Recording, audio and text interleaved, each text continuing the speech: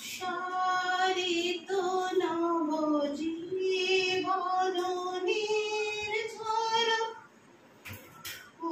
উচ্ছ্বাসিত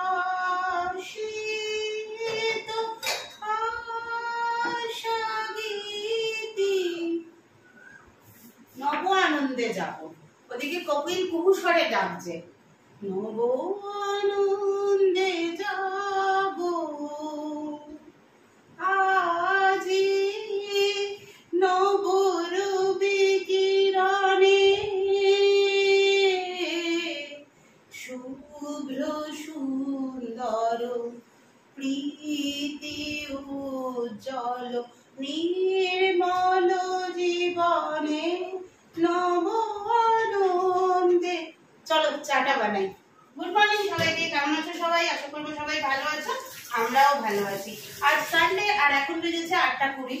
না না, আমি 8:20 সময় উঠিনি, আমি উঠেছি অনেকক্ষণ। আমি উঠে অনেকটা কাজও সেরে ফেলেছি, মানে ঘরের একটু গুছানো, যেহেতু পয়লা বৈশাখ আসছে তাই কাজ তো একটু থাকেই বেশি, ঘর তো গোছ গাছ ধোয়া মোছা করা, তো সেটা আস্তে আস্তে করে স্টার্ট করেছি আর কি। আজকে কিন্তু দুধ চা খাবো, যেহেতু সানডে, আজকে মিস করা যাবে না। কালকে সন্ধ্যেতেও দুধ চা খেয়েছি। আর এই হলুদ টি শার্টটা না আমার বড্ড প্রিয় গো, দেখে খুব কম পরি, আর হলুদ টি শার্টটা পরে এখানে আসলে কিছু না কিছু দাগ লেগে যায়, তাই এটা পরলাম। এটা কার দেওয়া তোমাদের মনে আছে? দেখি কে কে বলতে পারো কার দেওয়া। যে দিয়েছো সে কিন্তু একদম চুপচাপ থাকবে, বলবে না, কার দেওয়া বলবে, তোমরা বলবে।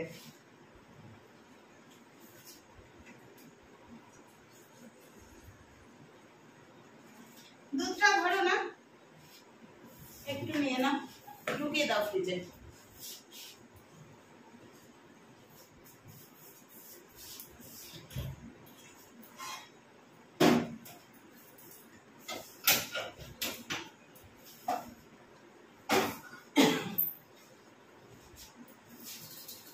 ফিল করতে হবে।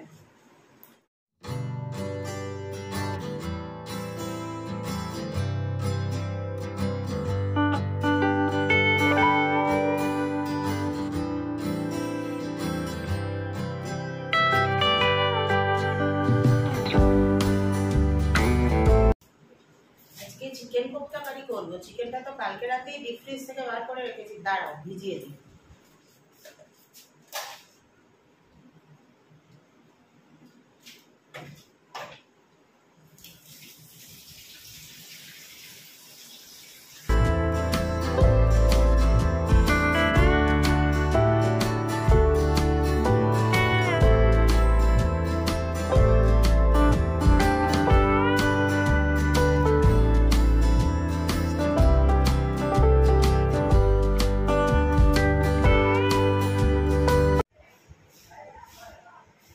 সানডে ব্রেকফাস্ট, আটার ম্যাগি, এগ দিয়ে করেছি। এগ বললো একটু ড্রাই ড্রাই করে করো, তো ড্রাই ড্রাই করে এগ আর দিয়েছি তোমার হচ্ছে একটু আলু আর একটু পেঁয়াজ। এটা কিন্তু একজনের নয়, হ্যাঁ এটা আমি বলতে চাইছি যে এটা কিন্তু একজনের নয়, তোমরা ভেবো না যে এটা একজনের, এটা দুজনের। আচ্ছা, এর উপর থেকে শসা আর পেঁয়াজ। সস টস কিছু খাবো না আজকে, গরমকালে পেঁয়াজটা খাওয়া ভালো। ছোটবেলায় শুনেছিলাম পকেটে পেঁয়াজ নিলে নাকি লু লাগে না। এই ছোটবেলায় শুনেছো মানে তুমি বড়বেলায় নিয়ে যাচ্ছ না? না না, সে ওই শুনেছি বলেই তো অভিজ্ঞতাটা কাজে লাগাচ্ছি, ছোটবেলায় শুনেছি।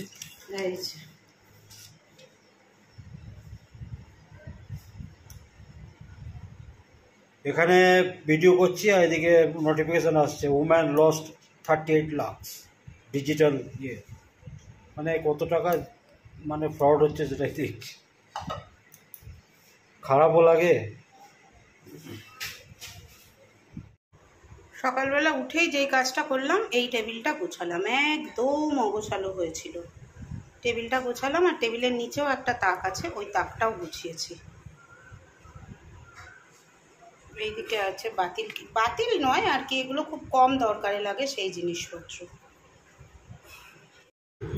আজকে শো স্টপার হচ্ছে চিকেন কোপ্তা কারি। তো এর আগে অনেকবার শেয়ার করেছি, তাই আর তোমাদের সাথে সেইভাবে শেয়ার করছি না চিকেন কোপ্তা কারিটা। এই যে কিমাটা মাখিয়ে নিলাম, নিয়ে এইবার কোপ্তার আকারে ভেজে নেব, নিয়ে তারপরে যেইভাবে কারি করে সেইভাবেই করব নর্মালি। এমনি আলু ঠালু কিছু দেব না, নর্মালি চিকেন কোপ্তা কারি। চিকেনটা ছিল, পল্লব বলল আজকে কোপ্তা করো, সলিড পিস ছিল। একটু দুজনে বেরোচ্ছি, ছুটির দিনটাই তো একটু বেরোনো হয়, যদিও ইচ্ছে করছিল না বেরোতে, কিন্তু একটা দরকারি কাজ আছে বেনাচিতিতে, তাই বেরোতে হচ্ছে। কোথায় যাব কি যাব, মানে কোনো কিছুতে হাত দিতে গেলে চিন্তা হয়, মানে কিছু ভিড় না, মানে কিছু পৃথিবীতে কিছু কিছু ব্যক্তির জন্য সব জিনিস আর কি নিজেদের বাপত্তি সম্পত্তি আর কি, মানে যা তৈরি হয়েছে, যা বিক্রি হচ্ছে বাজারে, পার্টিকুলার ওদের জন্যই করা হয়েছে, আর বাকিরা কেউ কিছু করবে না, কেউ কিছু ধরবে না, এরকম একটা ব্যাপার চলে এসছে বাজারে। মানে হাসিও পায় আমার, মানে হাসিও পায় না। যেমন সেদিনকে দাদাগিরিতে একজন বয়স্ক ভদ্রমহিলা এসেছিলেন, এত ভালো লাগলো ওনাদের দেখে, বিশেষ করে ভদ্রলোক প্রায় 78-80 হবে, মানে এত প্রাণোচ্ছল ভদ্রলোক। উনি একটা কথা বলেছিলেন যে তার আরেকজন মানে বয়স্ক ভদ্রমহিলা দুজন এসেছিলেন, তার মধ্যে একজন বলছেন যে বয়স তো হলো 70 বছর হয়ে গেল, ওনার একটু বয়স এজ কম ছিল, সেই তখন মানে বলছে অনেকে ব্যঙ্গ করে বলে, তখন ওই ভদ্রলোক বলছে বয়স 70 পেরিয়েছে, গণ্ডমূর্খরা কিছু জানে না, তাই নিজের যোগ্যতা এগিয়ে চলুন, ওদের মুখে দিয়ে ছাই। মানে এত ভালো লাগলো কথাটা, মানে আমি বলে না জানার শেষ নেই, জানার চেষ্টা বৃথা তাই। সুতরাং যা জানবে তাই শিক্ষা, কোনোটা অশিক্ষা নয়। আর যারা অতিরিক্ত জেনে ফেলেছে তাদের হাজার শেখালেও শিখবে না।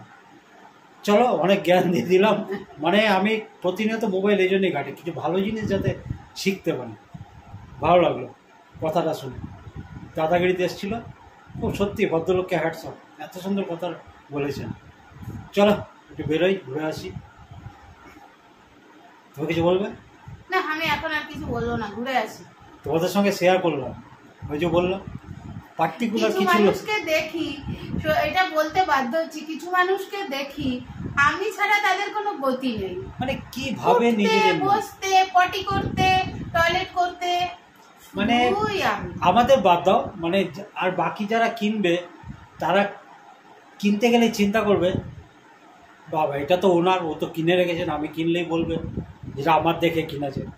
মানে পার্টিকুলার ওদের জন্যই তৈরি আর কি, বাকিরা কেউ কিছু না না, কপিরাইট কিনে রেখেছে, শুধু কিনে রেখেছে না, কপিরাইট। ওই যে বললাম বাপত্তি সম্পত্তি কিনে রেখেছে একেবারে সব। চলো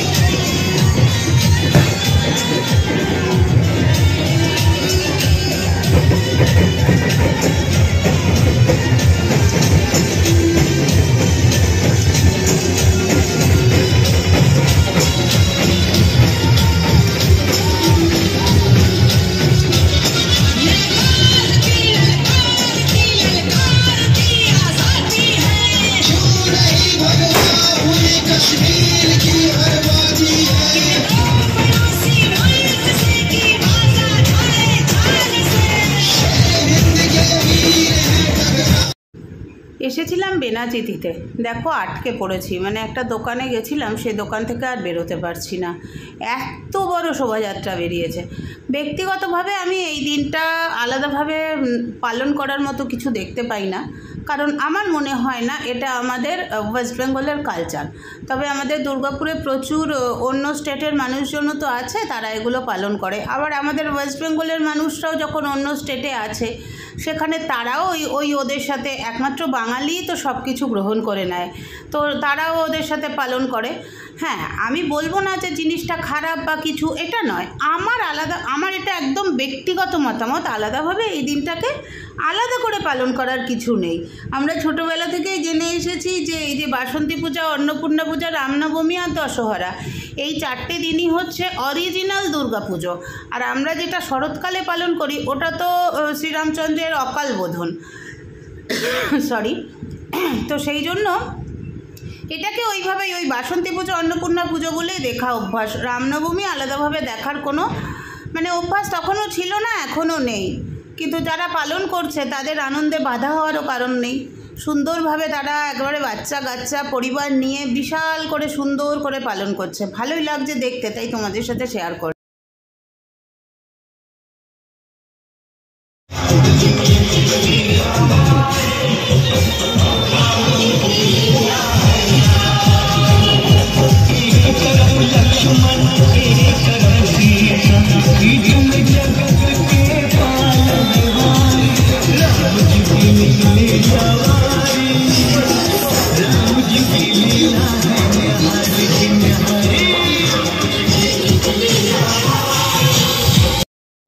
এই র্যালিটার সাথে 8খানা 10খানা পুলিশের ভ্যান আছে, দেখো, যাতে কোনো রকম কোনো